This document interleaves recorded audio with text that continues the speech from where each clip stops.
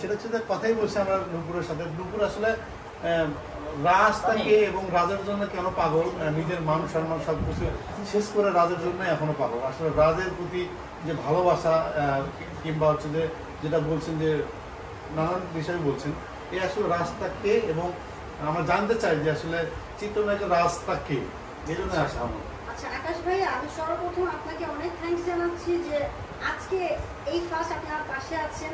আমার অনেক দিনের ইচ্ছে ছিল যে আমি আপনার সাথে একই ক্যামেরা নিউজে থাকবো।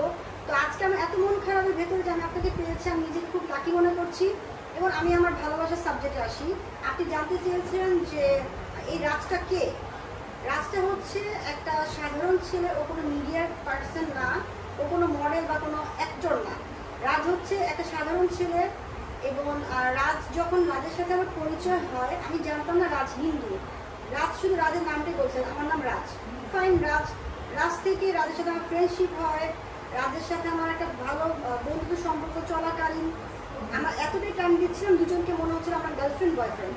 তো গার্লফ্রেন্ড বয়ফ্রেন্ড যখন রিলেশনটা হয়ে যায়, এরপর আমরা আস্তে আস্তে একটা ফিজিক্যাল রিলেশনে চলে আসি। তো যখন নারী পুরুষের ভালো লাগাটা কাজ করে বা ভালো লাগা হয়ে যায়, হবে না কারণ